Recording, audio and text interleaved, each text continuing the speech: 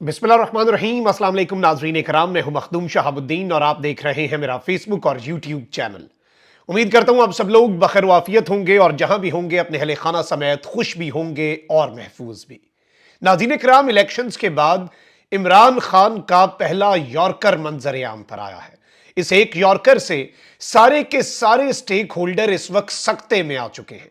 पाकिस्तान तहरीक इंसाफ और इमरान खान की पॉलिसी, इमरान खान का जहन और इमरान खान इस वक्त क्या सोच रहा है और इमरान खान के पास हुकूमत आती है तो इमरान खान क्या करेगा, हर चीज आज क्रिस्टल क्लियर हो गई है। किसी के लिए ना तो कोई माफी है और हर जुल्म का बदला जो है वो लिया जाएगा, एहतसाब होगा।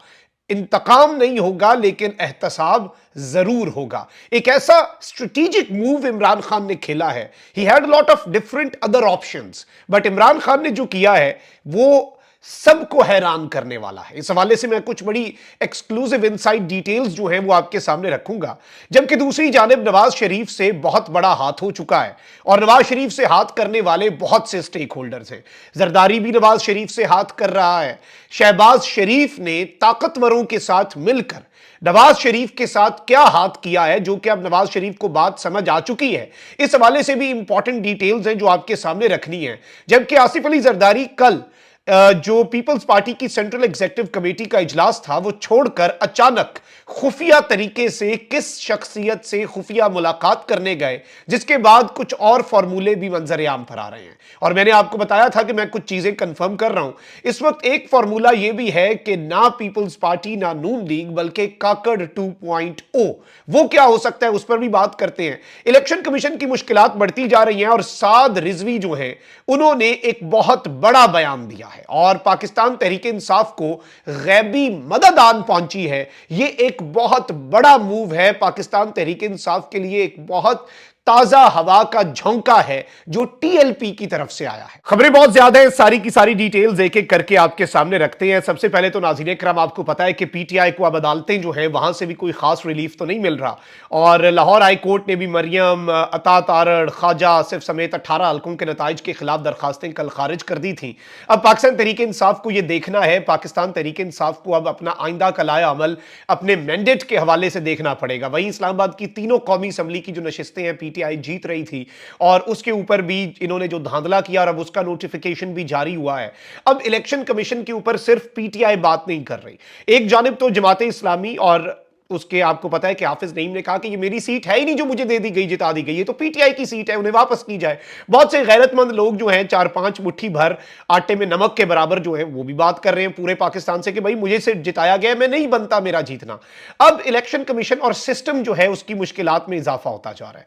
ग्रैंड डेमोक्रेटिक अलायंस और मुस्लिम लीग फंक्शनल के सरबराह पीर सिबगतुल्लाह शाह राशिदी, पीर पगारा साहब जो है उन्होंने एहतजाजन सिंध असम्बली की 2 नशिस्तें छोड़ने का ऐलान कर दिया है। कराची में जीडीए के इजलास के बाद मीडिया से गुफ्तगू में उन्होंने कहा कि जब फैसला हो चुका कि सिंध पीपल्स पार्टी को देना है तो ये 2 नशिस्तें भी जरदारी साहब को दे दें और एस्टैब्लिशमेंट कहीं ये 2 नशिस्तें हमारे रखने से नाराज ही ना हो जाए कि ये 2 भी जरदारी को देनी थी। इन्होंने दावा किया कि मुझे कहा गया कि जरदारी साहब से अलायंस कर लो, नशिस्तें मिल जाएंगी। मना किया तो कहा कि फिर जीडीए के सामने 0 लिखा हुआ है, एमकेएम के सामने 15 है। पीर पगारा ने कहा कि हम इलेक्शन के नताइज को मुस्तरद करते हैं, ये एंटी स्टेट इलेक्शन था, ये रिटर्निंग अफसरान का नहीं किसी और का काम है, हम ये 2 सीटें भी वापस कर देंगे, हम कानून के दायरे में रहकर एहतजाज करेंगे, हमारे एहतजाज में एम्बुलेंसेज को कोई नहीं रोकेगा, हम कोई खैरात की सीटें नहीं लेंगे। उन्होंने कहा कि मुझे किसी दोस्त ने मशवरा दिया कि जीडीए खत्म कर दो, मैंने कहा कि मैं जीडीए खत्म नहीं कर सकता। अब इस सब के अंदर मैं आपको यह बता दूं कि इन्होंने यह भी बात कही है कि हम अगली हुकूमत चलने नहीं देंगे जब तक शफाफ इंतखाबात नहीं होते, हम एहतजाज जारी रखेंगे। वहीं दूसरी जानिब इंतखाबात में मुबैना धांधली के खिलाफ मुख्तलिफ सियासी जमातों के एहतजाज के बायस बलूचिस्तान का मुल्क के दीगर सूबों से राब्ता मुनक़ता हो गया और बलूचिस्तान में 20 मुख्तलिफ मकामात पर धरने हो रहे हैं। इलेक्शन कमीशन की ढिठाई, इलेक्शन कमीशन की आप इसमें मुनाफकत देखें, इलेक्शन कमीशन की स्टेटमेंट सुन के आपका हंसने पर दिल करेगा। पूरी दुनिया इलेक्शन कमीशन पे लाम ताम कर रही है, पूरी दुनिया और दुनिया भर के मुमालिक से लेकर मीडिया जो है वो इलेक्शन कमीशन और चीफ इलेक्शन कमिश्नर की क्रेडिबिलिटी जो है उस पर इतने बड़े बड़े सवालात उठा रहे हैं कि रत्ती बराबर गैरत भी हो तो वो मुकम्मल तौर पर यह सीट जो है वो अपनी इस्तीफा देके घर चले जाएं। जैसे इस वक्त पूरी दुनिया के अंदर भी और पाकिस्तान में भी इमरान खान की रिहाई और इलेक्शन कमीशन जो है पूरे का पूरा उसके इस्तीफे का मुतालबा जोर पकड़ता जा रहा है। लेकिन इलेक्शन कमीशन की ढिठाई है कि झूठ बोलना है, पक्का मुंह बना के बोलना है। इलेक्शन कमीशन ने आम इंतखाबात में धांधली के इल्जामात मुस्तरद कर दिए हैं।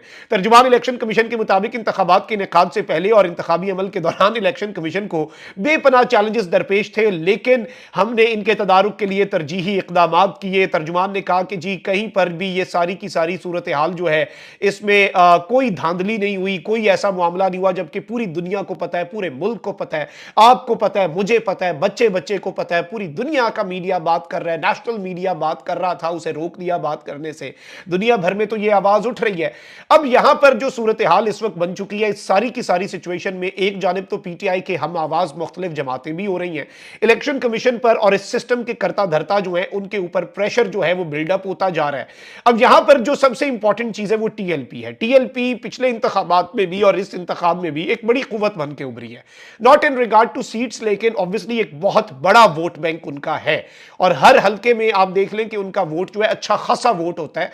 और टीएलपी जो है, एक जाहिर बात है, मजहबी जमातें जितनी भी होंगी ना, चाहे जमात इस्लामी है, टीएलपी, वो बहुत ज्यादा डिसिप्लिन्ड भी होती हैं। यानी उनके लोगों को जो ड्यूटी दी जाती है वो अपनी पूरी करते हैं। उनके पोलिंग एजेंट से ज्यादा मुझे नहीं लगता कोई ज्यादा, ना पीटीआई ना पीएमएलएन ना पीपल्स पार्टी के कोई ज्यादा जान मार के पोलिंग एजेंट काम कर रहा हो जो इन मजहबी जमातों का है। ये एक रियलिटी है, जो लोग फील्ड में होते हैं वो देखते हैं कि उन्हें जो काम दे दिया जाता है फिर वो काम वो करते हैं और उसे मंतकी अंजाम तक पहुंच जाते हैं। अब टीएलपी वालों ने, नाज़रीन इकराम, एक बहुत बड़ी बात की। एक जानिब तो साद रिजवी ने स्टेटमेंट दी कि रिजल्ट को असले के जोर पर तब्दील करवाना ये ताकत है, ये ताकत नहीं है, ये गुंडागर्दी है, यानी पीटीआई के हम आवाज होते जा रहे हैं। और साद रिजवी जो है उन्होंने ये बात कर दी है, जो कि बहुत बड़ी बात है, कि फॉर्म 45 मजीद इकट्ठे करने में, फॉर एग्जाम्पल किसी हल्के में पीटीआई के पास किसी कुछ पोलिंग स्टेशंस के फॉर्म 45 अगर नहीं पहुंचे तो वो दूसरी जमातों के कैंडिडेट्स के पास तो होंगे, जमात इस्लामी के कैंडिडेट के पास होंगे, टीएलपी के कैंडिडेट के पास होंगे। तो टीएलपी जो है वो ये सारे फॉर्म 45 पाकिस्तान तहरीक इंसाफ को प्रोवाइड करेगी। टीएलपी ये सारे फॉर्म 45 जो है इन्हें प्रोवाइड करके पीटीआई की सबके अंदर मदद करेगी। अब साद रिजवी ने एक बहुत बड़ी स्टेटमेंट दे दी है जो कि इस निजाम के करता धरताओं के लिए एक बहुत बड़ा चैलेंज बनने जा रही है। और वो स्टेटमेंट यह है कि जो फॉर्म 45 हमारे पास है उनके मुताबिक पीटीआई 176 सीटों पर कामयाब हुई है। पीटीआई खुद भी 180 का क्लेम कर रही है, साद रिजवी साहब ने भी 176 कह दिया है। अब इस सब के अंदर आप देखें कि ये सारी मुख्तलिफ सियासी जमातें हैं। अब बहुत सी जगहों से और भी पॉलिटिकल प्लेयर्स जो हैं वो उठ रहे हैं, वो कह रहे हैं कि भाई हमारा तो नहीं बनता था इलेक्शन ये, लेकिन ये इलेक्शन चोरी किया गया, ये पीटीआई का बनता था, ये पीटीआई का चोरी हुआ। जब कैंडिडेट्स बोल रहे हैं, बहुत सी जगहों पर विनिंग कैंडिडेट्स बोल रहे हैं, तो फिर आप समझ जाएं कि कितना बड़ा धांधला हुआ है। और अभी तो ये कब तक भागेंगे, बकरे की मां कब तक खैर मनाएगी, और ये कब तक निजाम और इसके अंदर जुडिशरी भी और सब, जाहिर बात है आज नहीं तो कल ये चीजें खुलनी है। पीटीआई ने फॉर्म 45 नामी एक वेबसाइट जारी कर दी जिसमें सारे फॉर्म 45 उन्होंने अपलोड किए हैं। लेकिन अब ये देखें कि उस वेबसाइट को भी पाकिस्तान में बैन किया जा रहा है, लेकिन इंटरनेशनल मीडिया तो देखेगा। और जो इस सब के अंदर एक एक फॉर्म 45 जो है एक्चुअल विनर और डिक्लेयर्ड विनर के डिफरेंस के साथ इन्होंने मुकम्मल तौर पर पाकिस्तान तहरीक इंसाफ ने एक एक हल्का नंबर के साथ, और जब आप उसे ओपन करते हैं तो सामने सारे फॉर्म 45 आ जाते हैं, फॉर्म 45 का डाटा आ जाता है, डाटा की बुनियाद पे, और डाटा कभी झूठ नहीं बोलता। अब इस सब के अंदर टीएलपी पीटीआई के साथ शामिल हो गई है, जहां से कहीं से, जैसे आप कहते हैं पजल होती है, उसके कुछ मिसिंग डॉट्स होते हैं कि कुछ यही हमारे पास ये 3 चीजें मिसिंग है, वो 3 चीजें जो हैं वो टीएलपी वाले देने के लिए तैयार हो गए हैं कि भाई हमारे पास जो कुछ है वो आप लें और आप अपनी पजल तो पूरी करें, आप इनका चेहरा तो यहां करें, आप पूरे का पूरा हल्के का एक एक पोलिंग स्टेशन भी अगर मिसिंग है तो वो अगर हो सकता है हमारे पास हो। तो अपनी पावर्स जो है वो यूनाइट कर रहे हैं इस धांधली के खिलाफ और जुल्म के खिलाफ बेसिकली। और उन्होंने भी यही बात की है, आप इख्तलाफात कर सकते हैं साद रिजवी से, टीएलपी से, लेकिन इस मामले के अंदर वो मॉरल ग्राउंड्स का मुजाहरा कर चुके हैं। इससे पहले भी साद रिजवी का इमाम ताहिर साहिबा से मुकाबला था और वो हारे हैं वहां पे, लेकिन उन्होंने इमाम ताहिर को जब इन्होंने पकड़ा तो साद रिजवी ने स्टेटमेंट दी कि भाई मेरे मुखालफों को क्यों पकड़ रहे हो और क्यों भाई किसी औरत को आप उठा रहे हो, ऐसा नहीं होना चाहिए। जो कि अच्छी चीज है, जहां पर जो अच्छा करेगा उसके साथ हम वो एक्सेप्ट करेंगे। अब नवाज शरीफ के साथ जो हाथ किया है शहबाज शरीफ ने और ताकतवर हल्कों ने, नवाज ग्रुप के लोगों को जानबूझ के जो हरवाया गया है उस पर भी बात करनी है, और जरदारी साहब की जो मीटिंग है उस पर भी बात करनी है। लेकिन पहले आ जाते हैं इमरान खान साहब ने जो यॉर्कर मारा है। इमरान खान साहब ने वजीर आला खैबर पख्तूनख्वा किसी काम एंड कूल बंदे की बजाय दबंग अली अमीन गंडापुर को जिस तरह से उठाया गया, आपको याद है, उनके बाल तक काटे गए, उसके बाद उनके सारे भाइयों ने इजहार यकजहती में बाल काट लिए। जब अली अमीन गंडापुर रिहा के जमान पर गए तो फूलों में लाद दिया गया उन्हें, क्योंकि बड़ा दबंग तरीके से अली अमीन गंडापुर ने सब कुछ गुजारा।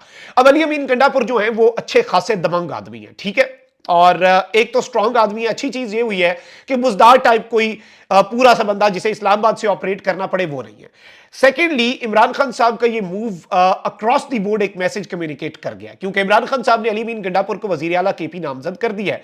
और इस सब के अंदर इमरान खान साहब ने अडियाला में सहाफियों से गैर रस्मी गुफ्तगू में कहा कि मुस्लिम लीग नून, पीपल्स पार्टी और एमकेएम से कोई इत्तेहाद नहीं होगा, इनके अलावा तमाम जमातों से बात करने की हिदायत की है। जिनको लेकर आए वो सबसे बड़ी मनी लॉन्ड्रर हैं। इंतखाबात से मुल्क में मुआशी इस्तेहकाम आता है, लेकिन इंतखाबात से मुल्क में मुआशी इस्तेहकाम नहीं आएगा। एक सवाल के जवाब में इमरान खान साहब ने कहा कि खैबर पख्तूनख्वा के वजीर आला अली अमीन गंडापुर होंगे, और अली अमीन गंडापुर जो है वो रोपोश भी थे। उनके वालिद साहब का जनाजा था, वो आज जारी बात है, गैरत होती है बंदे में, वो कहता है अरेस्ट होता हूं तो हो जाऊं, लेकिन जारी बात है अपने वालिद का जनाजा तो पढ़ने आए। और वहीं पर उन्हें खबर मिली कि इमरान खान साहब ने अली अमीन गंडापुर को वजीर आला केपी नामजद कर दिया है। अब यहां पर एक और चीज मैं आपके सामने रखूं, शेर अफजल मरवत साहब जो है वो भी दबंग आदमी है। उन्होंने भी एक स्टेटमेंट दिया है कि जब हम गवर्नमेंट फॉर्म करेंगे उसके बाद हम खैबर पख्तूनख्वा पुलिस के ऑफिसर्स को कहेंगे कि जी आए, और जितनी आपने पाकिस्तान तहरीक इंसाफ के खिलाफ एफआईआर दर्ज की थी उन्हें कोर्ट्स के अंदर डिफेंड करें, और अगर वो नहीं कर पाते तो फिर जाहिर बात है उनके खिलाफ जो है वो केसेस जो है रजिस्टर कर दिए जाएंगे। अब इस सब के ऊपर बहुत से लोगों ने ये लिखा कि अभी हुकूमत कायम भी नहीं हुई और तहरीक इंसाफ के 9 मुंतखब अरकान कौमी और सूबाई असम्बली ब्यूरोक्रेसी और पुलिस को धमकियां दे रहे हैं। तहरीक इंसाफ के अरकान का ये धमकी आमेज लहजा खैबर पख्तूनख्वा में इंतजामी बहरान का सबब बन सकता है। अलबत्ता इस सब के अंदर अहमद नवाज सुखेरा साहब हैं, उन्होंने एक तजिया दिया, सीनियर ब्यूरोक्रेट है, उन्होंने कहा कि sorry I disagree with you, listen from 130 onwards what he is saying is very fair and in accordance with the constitution, the laws and the rules. यानी शेर अफजल मरवत ने जो बात कही है कि वो कॉन्स्टिट्यूशन के मुताबिक है, रूल्स के मुताबिक है, कानून के मुताबिक है। Malicious and fabricated FIRs when declared as such by courts must have legal consequences on those lodging the FIRs. यानी जो गलत एफआईआर्स हैं जब उनके ऊपर वो अदालतों ने, ये नहीं कह रहे कि हम जी अदालतों में लेके जाएंगे कि बताएं साबित करें ठीक है कि नहीं। अब इससे एक चीज बड़ी वाज़ेह हो गई है कि पीटीआई इंतकाम नहीं लेगी, लेकिन कानून के मुताबिक एहतसाब तो होगा, सवाल तो होगा, क्वेश्चन तो पूछा जाएगा। सवाल ये होगा कि बताएं जी क्या हो रहा है, किस तरह से चीजें चल रही हैं और क्या मामला हो रहा है। अच्छा, वहीं दूसरी जानिब शहबाज शरीफ ने नवाज शरीफ के साथ गेम तो कर दी है, और नवाज शरीफ के करीबी लोग जो हैं उन्हें भी जानबूझ के, जब इतनी धांधली हो रही थी तो बहुत से लोगों को जिताया जा सकता था, बहुत से लोगों को जानबूझ के हराया गया है। अब इसमें साद रफीक साहब है लाहौर से, उन्हें हराया गया। खुर्रम दस्तगीर गुजरांवाला से, गुजरांवाला का फेस है और नवाज शरीफ के करीब भी है, और नवाज शरीफ ने एक तकरीर भी की थी गुजरांवाला जलसे में, आपको याद होगा जब पहली दफा बाजवा फैज का नाम लिया था। खुर्रम दस्तगीर भी नवाज शरीफ के हैं। जावेद लतीफ जो है ये शहबाज शरीफ से कई बार इख्तलाफात कर चुके हैं और कैबिनेट में नवाज शरीफ का खास बंदा होता था। आबिद शेर अली नवाज शरीफ कैंप, यानी इतनी धांधली की तो 4-5 और बंदे भी तो जिता सकते थे। बड़े बड़े बुर्ज और राना सनाउल्लाह की पर्सन है, लेकिन जाहिर बात है इन्हें ताकतवर पसंद नहीं करते। शहबाज शरीफ साहब इस वक्त बिल्कुल उनके हैं। नवाज शरीफ के कैंप को मुकम्मल तौर पर हराया गया है, उखाड़ा गया है, ताकि वो शहबाज शरीफ की कैबिनेट तक में ना हो। शहबाज शरीफ के हाथ मजबूत किए गए हैं, ऑल्दो पीएमएलएन को सीट्स कम दी गई है, और इस सब में नवाज शरीफ को यह कहा गया कि गवर्नमेंट आपने बनानी है लेकिन हमारे सर पर बनानी है। और नवाज शरीफ को मरियम नवाज शरीफ वाला लॉलीपॉप दे दिया कि आपकी ख्वाहिश पूरी हो गई, मरियम को हम सीएम बना देते हैं। जबकि पीपल्स पार्टी के साथ डील भी करवाई जा रही है। एक ये थ्योरी दी जा रही है कि जी 3 साल पीएमएलएन और 2 साल के लिए बिलावल पीएम बन जाए। लेकिन कल का पीपल्स पार्टी का इजलास जो है वो बड़ा इंपॉर्टेंट था, क्योंकि अक्सरियत ने ऑपोजिशन में बैठने की तजवीज दे दी। पीटीआई की जो मरकजी मजलिस आमला है उसके पहले इजलास में पार्टी रहनुमाओं की अक्सरियत ने मुस्लिम लीग नून के साथ इत्तेहाद की मुखालफत की और कहा कि पार्टी को अपोजिशन में बैठना चाहिए। पार्टी अपोजिशन ने यह तजवीज भी दी कि इंतखाबात में अक्सरियत हासिल करने वाली जमात को हुकूमत बनाने की बाज़ाब्ता दावत देने का मुतालबा भी किया जाए। और यह बेसिकली जरदारी हाउस इस्लामाबाद में मीटिंग हुई, 4 घंटे यह इजलास जारी रहा और फिर आज फिर यह इजलास जारी रहेगा। इजलास के बाद मीडिया से गुफ्तगू करते हुए इन्होंने ये सारी बातें बताई कि जी ये सब कुछ हुआ है, लेकिन यह भी पता लगा कि जब यह अहम तरीन इजलास शुरू हुआ तो 4 घंटे के इजलास के आधा घंटा शुरू होने के बाद ही आसिफ अली जरदारी इजलास छोड़कर निकलकर फौरी तौर पर हंगामी बुनियादों पर कहीं गए। नॉर्मली वो बड़े काफले में शिरकत करते हैं, बड़े काफले में जाते हैं जब भी इधर उधर मूवमेंट हो, लेकिन 2 गाड़ियों के काफले में जरदारी हाउस से निकले और तकरीबन 1 घंटे बाद वापस आकर इजलास में दोबारा शरीक हुए। इस दौरान आसिफ अली जरदारी कहां मौजूद थे, इस बारे में किसी को नहीं पता। इसमें जारी बात है क्या साराइयां हो रही हैं कि एक बड़ी इंपॉर्टेंट मीटिंग हुई है और इसके अंदर जरदारी साहब को कन्विंस करने की कोशिश की गई है आईनी ओहदों के ऊपर और बंदर बांट के ऊपर, और एक थ्योरी जो 3 और 2 साल वाली दी गई है वो तो है। अब यहां पर एक थ्योरी और आ रही है और वो जरदारी और नवाज शरीफ दोनों को कम्युनिकेट की गई है कि आपस में सेटलमेंट कर लो, लेकिन वरना फिर जो प्राइम मिनिस्टर है वो तीनों मेन पार्टीज में से किसी से नहीं होगा। यानी ये एक सरप्राइज होने जा रहा है। देयर इज अ थ्योरी के पीएमएलएन में से भी जो प्राइम मिनिस्टर है वो शहबाज और नवाज दोनों ना हो, ये भी एक थ्योरी है। लेकिन इसमें एक और ऑप्शन जो ताकतवरों ने इस वक्त स्क्रिप्ट लिख दिया है वो ये है कि काकड़ की तरह का, काकड़ से बड़ा पपेट तो कोई नहीं हो सकता। काकड़ इज द, जो पपेट की एक अल्टीमेट चीज होती है ना, काकड़ साहब हैं, अब माने ना माने काकड़ साहब की हम इज्जत करते हैं, हमारे लिए काबिल एहतराम है, लेकिन जो उनका तर्ज हुकूमत रहा है एवरीवन नोज अबाउट दिस, एक एस्टैब्लिश्ड फैक्ट है। तो काकड़ 2.0 लाने की भी एक तैयारी हो रही है ताकतवरों की तरफ से, यानी कि एक बिल्कुल ऐसा बंदा जो किसी पार्टी से ना हो, जिसे सारे वोट दें, और फिर वही एक कौमी हुकूमत का शायद वो एक जेन में लाना चाह रहे हैं। लेकिन ये भी थ्योरी इस वक्त हाथ में है कि एंड पे इन्हें ये भी बात जरदारी साहब को भी कम्युनिकेट की गई है कि फिर बिलावल वाला काम भी खत्म, आप हमारी स्क्रिप्ट माने और जिस तरह से हम बनवाना चाह रहे हैं चीजें करें, वरना आपके लिए मुश्किल होंगी। अपना बहुत ख्याल रखें। निगमान पाकिस्तान जिंदाबाद।